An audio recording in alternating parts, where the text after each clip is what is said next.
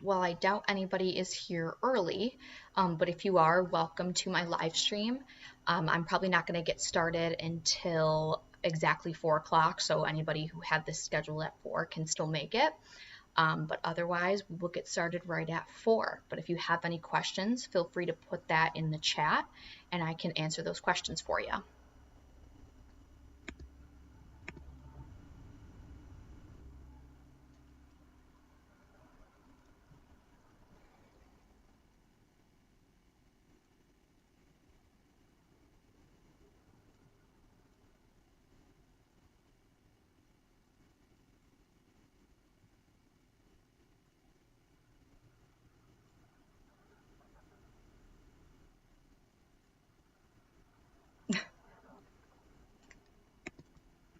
Glad to see Todd Blalock is so excited for our Algebra 1 today.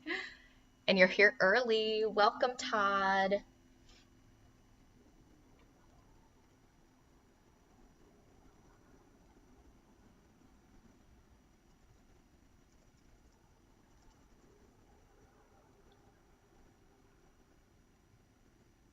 I hope you can learn something too.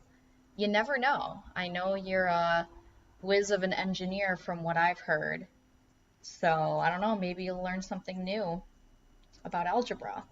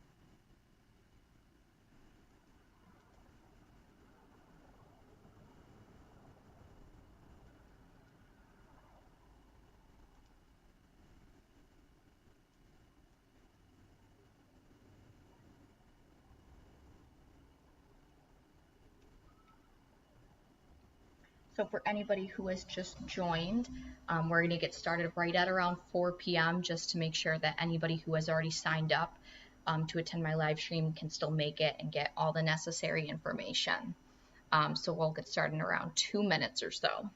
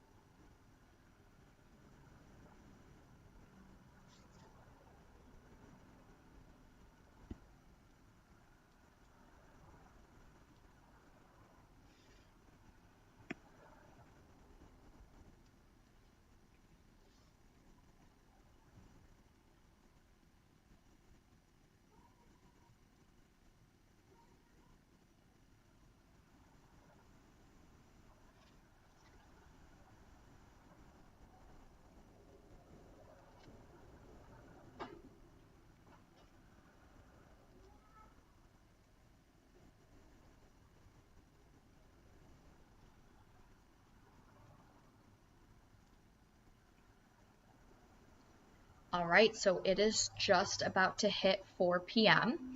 If you are in my live stream, welcome. This is a live stream to review the New York State Algebra 1 Regents, and this is going to be a Regents review. So this video is really intended for those who are going to be taking the Regents, hopefully in June or sometime in the future. But if you are not taking the Regents, as I'm sure 100% of the viewers are not, thank you for taking the time to come to my live stream. I appreciate the support. At any point, if you have a question or a comment you'd like to make, please feel free to do so in the chat. There are really no questions off limits. But as my introduction, again, my name is Kayleigh Blalock, and I'm going to be reviewing the January 2024 Algebra 1 Regents. So this was a Regents that was taken last year for those who wanted to take it in January. So sort of how this live stream will work is I'm first going to introduce myself a little bit more. We're going to talk about the format of the Algebra 1 exam. Again, this is simply just a New York State Algebra 1 Regents. And then we're going to dive into some questions, and we're going to do some multiple choice and short answer responses together. As I'm going through these, again, if you have any questions or comments, please feel free to put them in the chat. But to start with an introduction, again, my name is Kayleigh Blalock, and I am a certified New York State teacher, and I'm certified in inclusive childhood education with a math concentration and a middle school extension. I am a current 8th grade math teacher where I live in Rochester, New York, and I am a current University of Potsdam graduate student studying to be an educational technology specialist, hence why I am making this live stream. Again, if you have any questions about who I am, my credentials, please feel free to comment. And if there aren't any questions, I'm going to wait a second, but if there aren't, I will continue on to the format of the exam.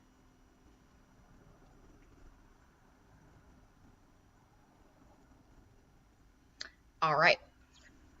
So for your exam, the materials you are going to need are a pen, a pencil, a graphing calculator, like a TI-84 or a TI-Inspire have been the most popular, and a straight edge. So all multiple choice must be taken in pen. If you do not answer your questions in pen, those questions will not be scored. The only times when you are allowed to answer in pencil is if you have a graph. So for example, if a question asks you to graph an equation using the coordinate plane, they will score that in pencil. And any sketches that you want can be done in pencil. So it's super important that you have both those materials. You also will need a graphing calculator. Mine will be right on the iPad that I will be pulling out from the side, so you can see what I'm doing on my screen. But again, most people probably have theirs on hand. And you will also need a straight edge or some sort of ruler when you do have to, for example, make or graph a linear equation. If you have any questions about the materials that you need, please feel free to mention that in the comments. Now, the test format. So there are 4 parts to this Regents exam. Part 1 of this test will have 24 multiple choice questions. Each question will be worth 2 points. Part 2 will have 8 questions, each question being worth 2 points. There will then be a part 3, and there are 4 questions, each question being worth 4 points. And then lastly, there's going to be a part 4, and there's 1 question on part 4, and it is a 6-point question. Today, as I'm going through the exam for time's sake, I'm probably going to do 2 questions per page, and I will try to do 1 question from parts 2, 3, and I'm hopefully will have time to do the part 4 question, which is a 6-point question. So there are a total of 37 questions. You have 3 hours to take the Regents exam, unless you have some sort of IEP or a 504 that allows you to have extended time on your exam. But most general ed students will have 3 hours to take the exam. Before we start getting into some of our questions, I do have something in the chat for everybody. So let's see here.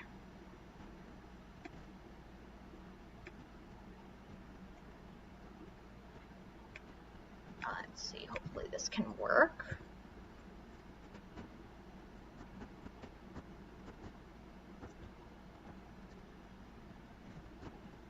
All right, so I want to know what type of function matches your vibe.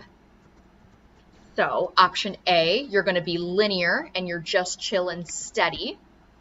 Option B, you're going to be a quadratic and you're going to have lots of highs and lows like a roller coaster. Option C, you're going to be an exponential function and you're feeling better every minute. Or, let's see now if I can fit option D in. I know there's a, you can't have as many characters. Gotta get rid of 41 characters here. Or you can be option B, and you will just be constant, and you will have a flat line vibe.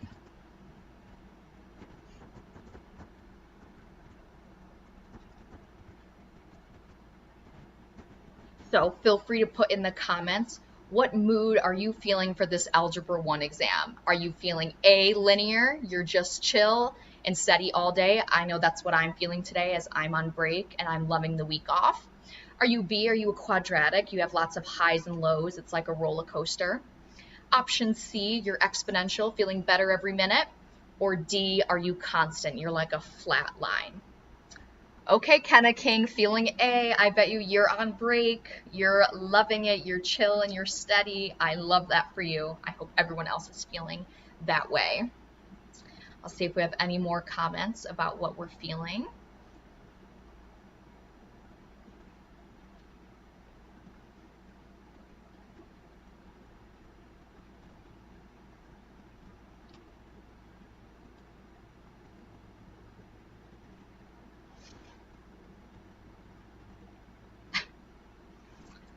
Todd, there is no option E, a logarithmic, but I love how creative you are in that sense. I have not worked with logarithms in a very long time. I'm sure that's something you work with every day. As one could guess who Todd Blalock is, and probably guess his career as he's giving me a logarithmic function here. All right, if there aren't any other responses, I'm going to go ahead and get started. At any point, if you have a question or a comment, please feel free to put that right in the chat. I think the more engaged and the more fun this live stream will be the more you interact with me. So please feel free to add anything in the chat. But let's get started with our first question here. All right, so it says, the graph below represents a dog walker's speed during a 30-minute walk around the neighborhood. And I apologize, I'm just trying to format this the best way. Which statement best describes what the dog walker was doing during the 12 to 18-minute interval of his walk? So before we even look through some of our answer options, we have to figure out what sort of graph this is. Is this a distance versus time graph? Is there a speed versus time graph? Is it an acceleration versus a time graph? Well, I can see on my y-axis that my y is talking about my speed in miles per hour and my x is time. So I know this is a speed versus time graph. Now, if I look back to my question and I'm trying to figure out what's happening during the 12 to 18-minute interval, well, here's 12 minutes, and I will zoom in for you guys so we can see the graph better. Here's 12 minutes, and here's 18 minutes. And as we can see, our line is very flat, so I'm staying constant no matter what I'm doing. Now, if I move across and follow to my y-axis, we can see that my speed, or this walker's speed, is 1.5 miles per hour. So in that 6-minute interval, my speed is 1.5 miles per hour. And again, that's important, especially when we're talking about a speed versus time graph, because that can be different in a distance versus time graph. So that's important that you look at that. So now we can look at our options. So let's start with the ones I know we can eliminate. I know that we are not increasing or decreasing our speed. Our line is flat. I'm staying at a speed of 1.5 miles per hour. I cannot be increasing or decreasing. I'm staying the same. Now, I know a lot of people are going to want to say that he's standing still, but technically that dog walker is not standing still because this is a speed versus time graph. My speed is 1.5 miles per hour. So if I have a speed over 0, I'm moving in some way. So there's no way that this dog walker can be standing still. The only option that can work is our first option, option 1. He's walking at a constant rate. He's staying the same speed during that 6-minute interval of 1.5 miles per hour. So our option is, or our answer is option number 1. If you got that right in the chat before I did, let me know if you got that correct and how good your algebra skills are, 10 plus years later. I know some people this might be new, other people this might be very easy and they know this like the back of their hand. All right, question number 2. It says, given the relation, and it gives a bunch of coordinates, which value of x will make this relation a function? McKenna said, I did because I knew he was still moving. Yes, McKenna, you go. Look at you looking at those details of the graph. You knew he had to be moving. Go off. All right, so which value of x will make this relation a function? Well, I know that the formal definition of a function is that for each input, another word for input are your x values, you have to have a unique output. And another word for output are your y values. So in simpler terms, none of your x's can repeat. I think of functions like a vending machine. If I type in the code B11 on my vending machine, hot Cheetos, my favorite snack, better come out of my vending machine. If I type in B11 and I have to think about whether hot Cheetos are going to come out in my vending machine, or Lay's barbecue chips, or Skittles, that's not a function. Every input must have one unique output. You cannot be in 2 places at once. So the code B11, its only output should be hot Cheetos, not hot Cheetos, barbecue chips, and Skittles. That would not be a function. So we just have to look at our x values here.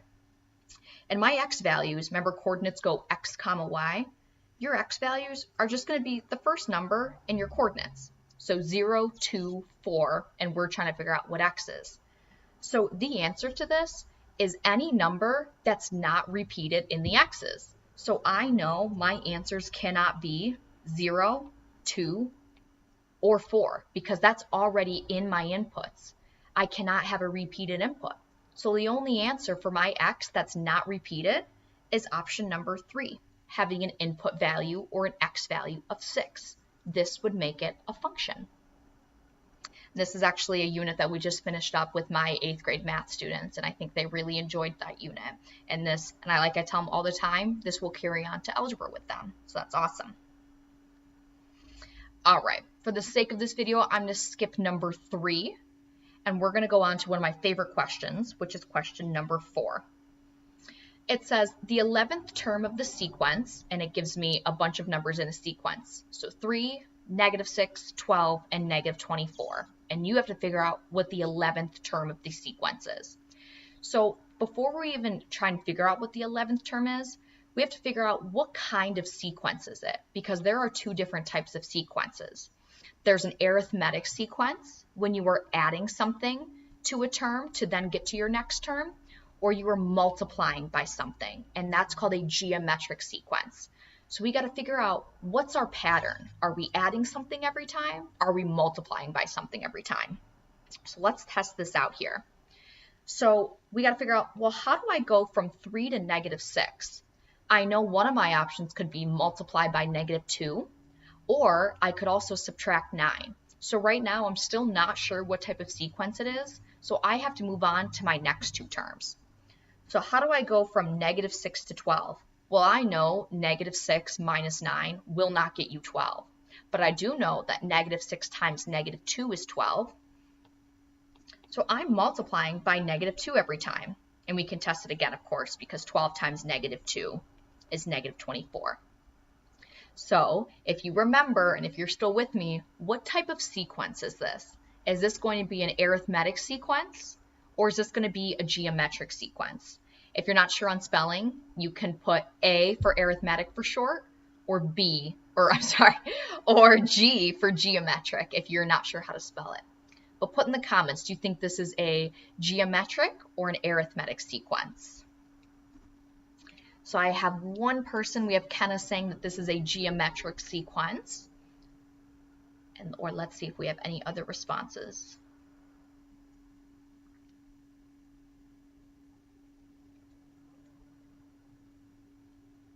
Yes, Dr. Beatrice. Dr. Beatrice and McKenna are correct. This is a geometric sequence since I am multiplying by -2 every single time.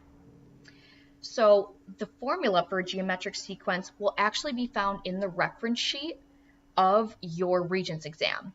For the purpose of this live stream, I put it right here for us. So here's our geometric sequence. So in order to figure out what all these are, you kind of just have to know them. So a of n, a sub n, that's another way of saying your nth term. What term are we working with? So I know a sub n for us is a sub 11. That's the term we're looking for. A sub 1, that is our first term of the sequence. So if we look at our numbers, our first term that they give us is 3. So 3 is going to go in, and I'm going to highlight where I'm getting this from so you can see exactly how I'm obtaining these answers. R, that's going to be your common ratio. Another word of saying common ratio is your pattern. What am I doing to each term in order to get to the next term? Well, I figured out that we were multiplying by -2. So -2 is going to be our common ratio. And we're going to put that into parentheses. And now n, that's our nth term. Well, we're trying to figure out the 11th term. So 11 is going to be what we're plugging in for n. And again, they just told me that right in the word problem here. And then we always have to do -1. Now that's the hardest part of this question. So all you have to do now is take out your calculator here, and I'm going to move my picture to the side so you can see exactly what I'm typing in. I'm going to clear out my calculator, and I'm going to plug in 3, that's our first term, our parentheses, our -2, which is our common ratio. I'm going to hit my caret button, also known as the exponent button, and that's going to be to the 11 minus 1. And hit enter. I get 3,072, and that's great because that is one of our options, of course, which is option number 3. So option 3 is the correct answer. I used to really struggle with questions about sequences when I took algebra, and now that I'm a math teacher, this stuff comes to me very easily, but it's funny to see how much I've improved on things like this. All right, so question number 5. Which situation represents exponential growth? Exponential growth, so if you think about an exponential graph, it looks something like this. It's going to start increasing a little slow, and then all of a sudden it's going to shoot back up. Exponential growth, it's also saying it needs some sort of multiplicative factor to it, meaning I'm multiplying by something every time to get to my next term. So let's go through some of these options. Aiden adds $10 to a jar each week. Well, I know that keyword add is telling me that's not multiplication. So Aiden is adding $10 to a jar each week. 10 is my constant rate of change. That can't be exponential growth. I'm adding something. A pine tree grows 1.5 feet per year. It also can't be option 2. You're adding 1.5 feet to that tree every single year. 1.5 is that constant rate of change. I'm adding it, not multiplying. It can't be option 2. Option 3, Ella earns $20 per hour babysitting. Again, that word per tells me it's a constant rate of change. So for every hour that Ella's babysitting, she gets an extra $20. We are adding $20 every time. So it cannot be option 3. Option 4 says the number of people majoring in computer science doubles every 5 years. Anybody know what that word doubles means? What operation means doubles? It's either going to be addition, subtraction, multiplication, or division. So put in the comments, what does the word doubles mean? And if you know the number associating with it, that'd be awesome too. McKenna said multiplying by 2. You are absolutely correct. Doubles is multiplying by 2, hence why triples means multiplying by 3. So it has to be option 4. I'm multiplying by 2 every single 5 years. That is absolutely exponential growth. Nice job, McKenna. Look at you go. All right, and for time's sake, I'm actually going to skip question 6. And I'm going to go right on to question 8 right here. I love these sort of questions because the New York State Regents loves to try to trick students. But of course, since you're in this Regents review, you're going to be too smart and you're not going to get tricked. So it says an equation used to find the velocity of an object is given as v squared equals u squared plus 2as, where u is the initial velocity, v is the final velocity, a is the acceleration, and s is the distance.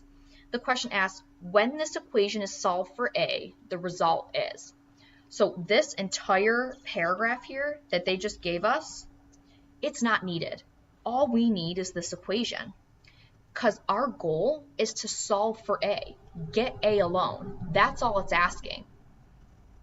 So a lot of students get confused because they add in all this extra information.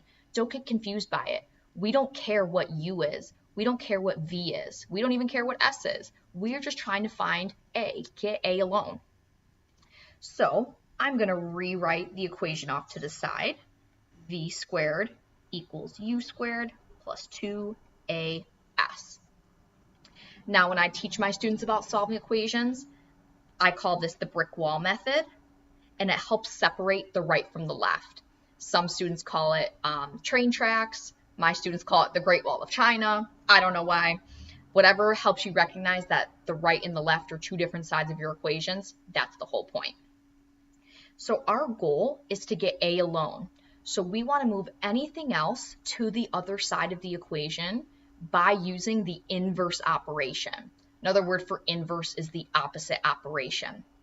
So I'm going to wait to move my 2 and my s, since it's all smushed together with a, it might get a little bit complicated. Let's move some easy stuff, another term that's far away from a. So let's get rid of this u squared.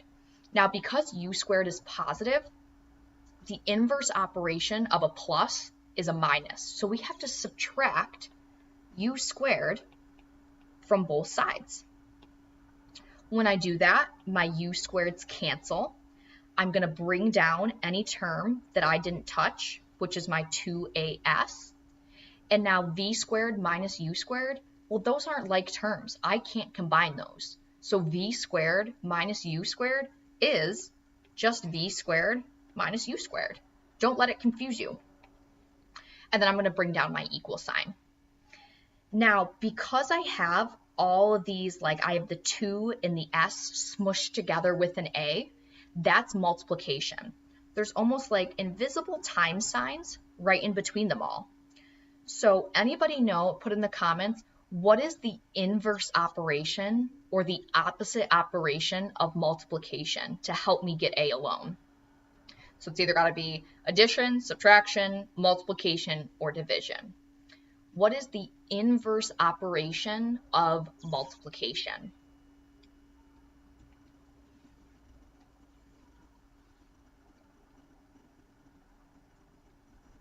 Let's see if we get any responses here.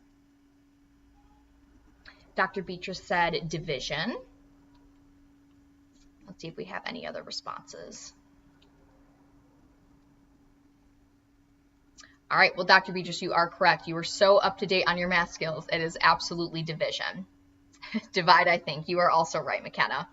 So we have to divide by both 2 and s. Let's just combine our steps, and let's get that 2 and s out of the way. So let's divide by 2s on both sides. My 2's cancel. My s's cancel. I'm left with a. That's my end goal, to get a alone. And v squared minus u squared divided by 2s is exactly what I just wrote. V squared minus u squared divided by 2s. And that is our answer here. We have a alone. So the only answer that matches what we just solved for is option number 2 here. V squared minus u squared divided by 2s. See how we made such a complicated question so simple? Because we're smart now. We know what the Regents are asking for. We're not trying to get fooled anymore. So it's a very simple question. That's just the basics of algebra right there. All right. Number 9 is one of my favorite questions. I love talking about frequency tables. So Mrs. Smith's class surveyed students to determine their favorite flavors of soft ice cream. If you have a favorite flavor of soft ice cream, feel free to put it in the comments. I love probably strawberry if I had to pick. The results are shown in the table below. Of the students who preferred chocolate, approximately what percentage were seniors? So I'm going to read that again. Of the students who preferred chocolate, approximately what percentage were seniors? So because it's saying of the students who preferred chocolate, I'm simply looking at the total number of people who prefer chocolate. So I have to add together 42 plus 67, and I will get 109 total people prefer chocolate. McKenna said vanilla for soft, peanut butter, pandemonium for hard ice cream. That is so specific. Unfortunately, McKenna, there is no peanut butter pandemonium on my frequency table here. I wonder where you get that ice cream from. All right, so out of the total 109 people who preferred chocolate, what percentage were seniors? Well, here are my seniors right here. So all it's asking is to divide 67 by 109. That will give me my percent. So if I get my calculator, 67 divided by 109, we get the decimal 0.6146. Actually, we're going to round that up, so 68 if we round up. But obviously, we don't see it as an option. In order to get from a decimal to a percent, all we got to do is move the decimal over 2 places. So it's really about 61.468%, and that 4 is going to round up to a 5. So it's about 61.5% of seniors prefer chocolate ice cream. Those are my favorite questions, and this is in the statistics and probability unit. All right. How much time are we working with? So it's been about 26 minutes. I would love to move on to some constructed response questions so we can see what those look like. It's amazing how much time passes by. I've rehearsed this and I was able to get through a lot more questions than this, but because we're having such good conversation, I'm totally fine with having to skip through a few of them. So I'm going to go ahead and skip all the way to part 2. These are still worth 2 points. All right, so this question asks, state whether 2 times the square root of 3 plus 6 is rational or irrational, and we have to explain our answer. Well, the definition of a rational number is any number that can be turned into a fraction, other than, of course, having your denominator be 0. You can't obviously divide by 0. If you try typing that into your calculator, you'll get a divide by 0 error. It's not possible. Well, this is a really straightforward question. Take your calculator, type in, I'm going to move myself so you can see what I'm typing in here, 2 times the square root of 3 plus 6, and I get this long decimal. As you can see, there's no pattern to it. There's not any repeating number. And if I hit my math and then frac button, meaning turning it into a fraction, and hit enter, it's still giving me the same number. And that's because you can't turn that number into a fraction.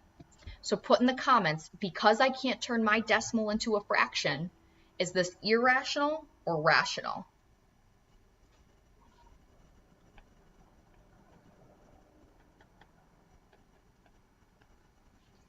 So is this irrational or rational here?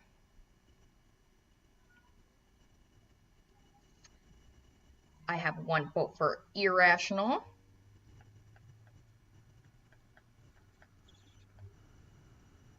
And another vote for irrational. You both are right. This is an irrational number because 2 times the square root of 3 plus 6 equals 9.464, so on and so forth, which cannot be turned into a fraction.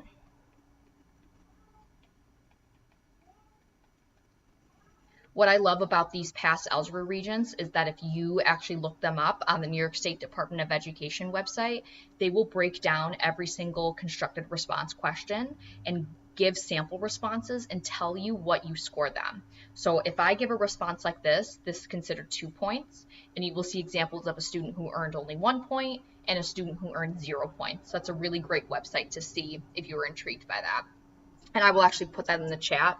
So I'll put the New York State Department of Ed Regents answers. It will be right on there.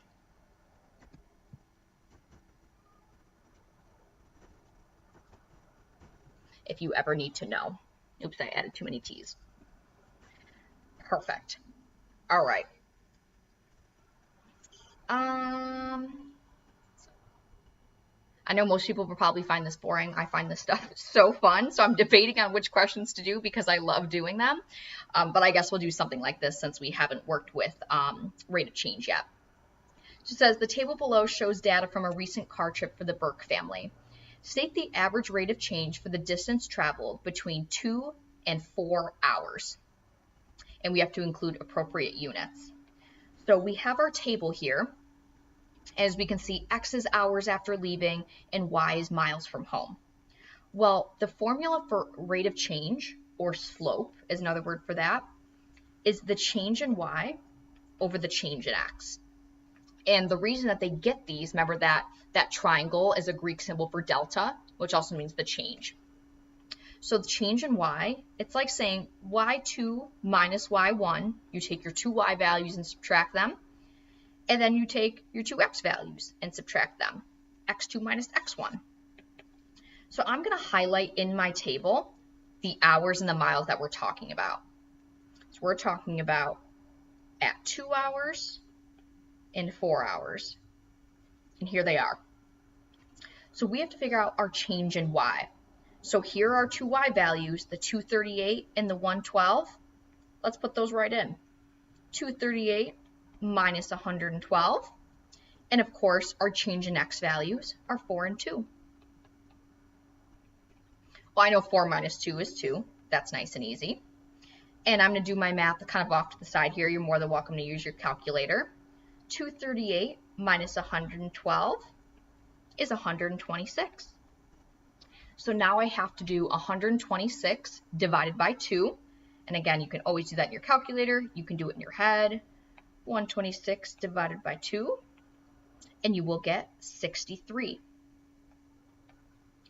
Now, before I circle my answer, there's one thing I'm missing in this response. And I love to give these sort of questions to my students.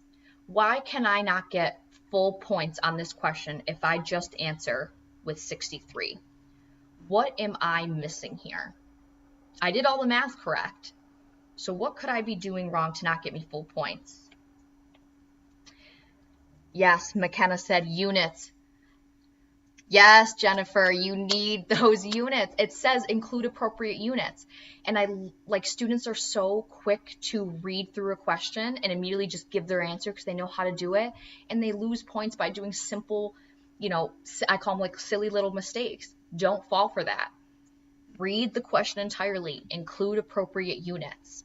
So anybody know what the units would be for this one? We're talking about hours after leaving home and miles from home. What would be the most appropriate units? And think about in your everyday life on a car trip.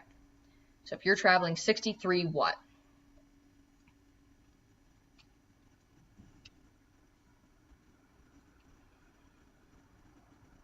Yes, good. Miles per hour. You will get full points if you put your miles per hour, or you can also abbreviate and put MPH since that is an official abbreviation. My students wonder if you can make up your own things, and I say no, you can't do that. Either write the full thing or abbreviate it properly, because again, you can't get full points if you include the wrong units as well. I love how we're all together in this comment section right now. All right. Do I have time? All right. I think we have time for the 6-point question. And this is a question I see a lot on the exams. I've seen them on a lot of past algebra exams because there are so many ways that you can ask this question, and it's such a complex question. There's so many parts to it, and students are so quick to mess up on it. So I'd love to go over a question like this. So again, this is a 6-point question on part 4. All right, so it says, Jim had a bag of coins. The number of nickels, N, and the number of quarters, Q, totaled 28 coins. The combined value of the coins was $4. So part 1 of this question asks to write a system of equations that models this situation. Now, if we think about our everyday life, a system is a group of parts working together. So in this case, our system is going to be 2 equations that are going to work together to solve the problem. So we're going to have 2 equations. The first one's going to be the total amount of coins that we have, and the second equation is going to be the total value of that coins, because they kind of told us that. So when we write a system of equations, our first equation, let's talk about the number of coins that we have. Well, I don't know how many of each I have. That's what we're trying to figure out. So I know right now that there's going to be a certain number of nickels. We're going to call that N because that's what they're called in the problem. There's going to be a certain number of quarters, Q, and when you add those up, you're going to get a total of 28 coins. So again, the total number of nickels plus the total number of quarters is you're going to have 28 coins in total. Now for the value. Now we got to think, well, what is the value of a nickel? Well, the value of a nickel is 5 cents, and when we write 5 cents as a decimal, it's 0.05. And that's going to be your value for N. So 0.05 N plus the value of a quarter, that's worth 25 cents. We're going to multiply that times our number of quarters, and it's going to total to $4. So that is our system of equations right there. One's having the total number of coins, and this second equation is the value of those coins, how much it's worth. So that's the easy part. Now we got to get to the hard part. We actually have to use that system of equations to algebraically determine the number of quarters and the number of nickels that Jim had. So to start, always rewrite your system of equations again. So N plus Q equals 28, and 0.05N plus 0.25Q equals 4. Now, unfortunately, since we have 2 unknown variables, we can't just pick one of the equations and solve it. The only way that we can solve it right now is if we eliminate one of our variables and solve for the one that we have, and then plug it back into one of our equations. So right now, I am going to try to eliminate N, which is those number of nickels. So in order to do that, I have to multiply my first equation by a negative 0.05. You can also multiply it by a negative 0.25 to eliminate the quarters. It will not matter. I just like to choose the smaller number. So I'm going to multiply the entire top equation by negative 0.05. When I do that, well, negative 0.05 times N is negative 0.05N. Negative 0.05 times Q is just negative 0.05Q. Now, unfortunately, I don't know 28 times negative 0.05 at the top of my head, so that is certainly going to be a calculator question. So 28 times a negative 0.05, and I get negative 1.4. And now I didn't do anything with the bottom equation. I'm just going to rewrite it here, right underneath it. And you're going to see why in just a second.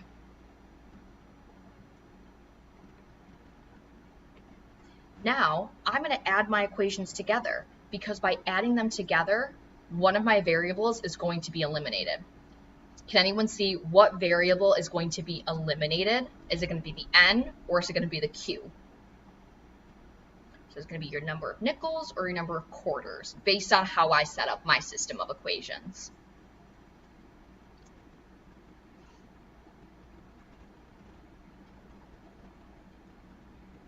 Yeah, so it is going to be N, my number of nickels, based on how I set up my equation.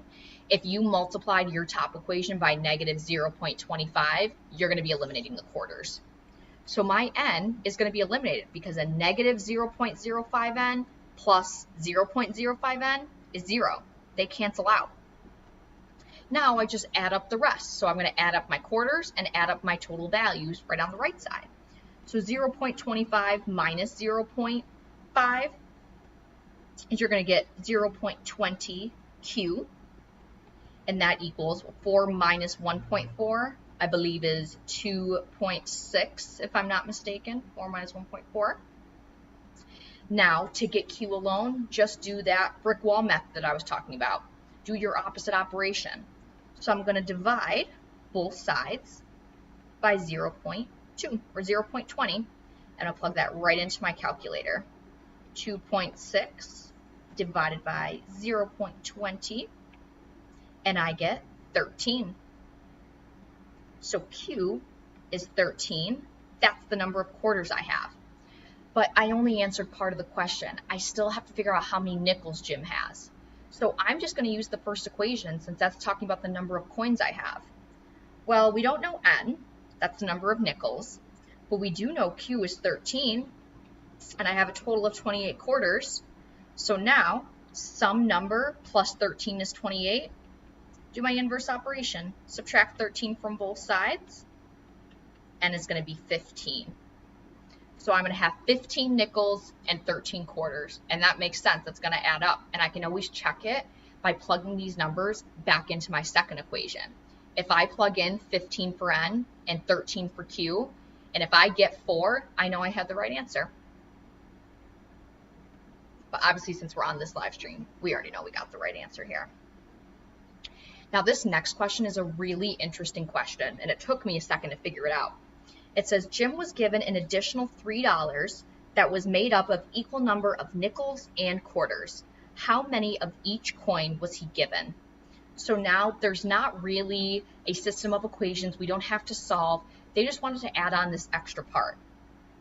Well, I know that there's an equal number. So although they're not telling me what that number is, both the number of quarters and the number of nickels are going to be the same. So I know, let's just say instead of calling them n and q, let's just call them x. So I know that since the value of a nickel is 0.05, and we're going to say x because, again, we don't know the number of nickels that we have, plus quarters. Well, I know the value for a quarter is 25 cents.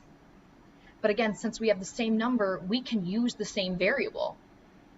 Before, we didn't know how many that they had, so we weren't allowed to do that. But here we know they're going to be the same number. So we can call them the same variable. Let's call them x. And we know that's going to total to $3. Well, since these are like terms, they both have an x with them. 0.05 plus 0.25 is just 0.30 x. And that equals to 3. Now to get x alone, do your inverse operation. Do your brick wall, your Great Wall of China, whatever you want to call it, and divide by 0.30 to get your x alone. And I know 3 divided by 0.30 is going to be 10. And if you didn't know that, you can always plug it into your calculator.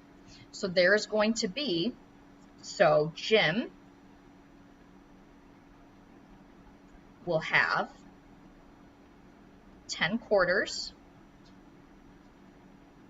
and 10 nickels. So if I answered this fully, I would get 6 points for this question. And again, I've seen a lot in past Regents have system of equations because you can see how complex it can get and how many different ways that they can ask this question. This is also an 8th grade post standard and also a standard that they go over in 9th grade algebra, of course. All right, so before I wrap things up, if you want to put in the chat on a scale of 1 to 10, 1 being I'm absolutely going to fail the algebra Regents if I were to take it, or a 10, I'm so confident I could ace this Regents. How confident are you on your ability to score well on this algebra exam on a scale from 1 to 10? 1 being not confident, 10 being extremely confident. I know me, I would probably be at a 10, but I'm also a math teacher working with this stuff every single day. So I want to hear what everybody else is at.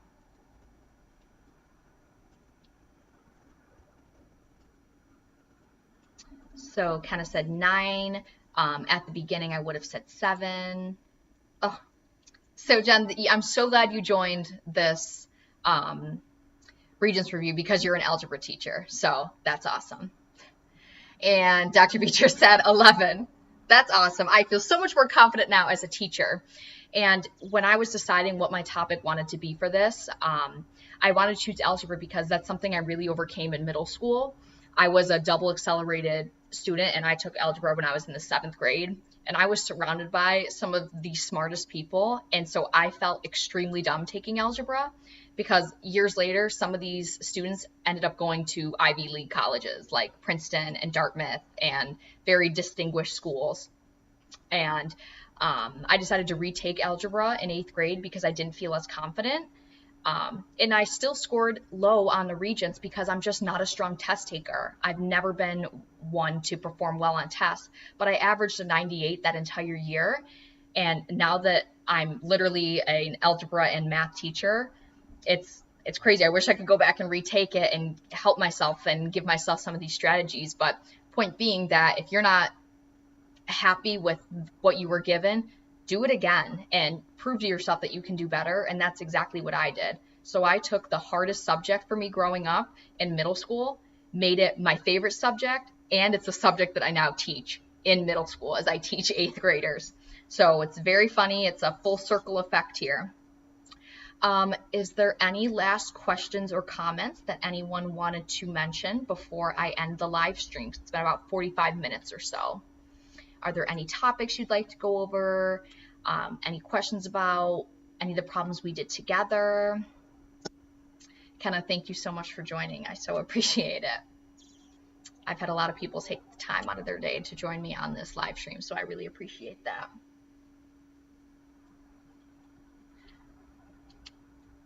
I will stay on for another minute or so in case you have any other questions or comments. But otherwise, thank you for joining this live stream. I hope you feel a little bit more confident in taking your exam and enjoy the rest of your evening.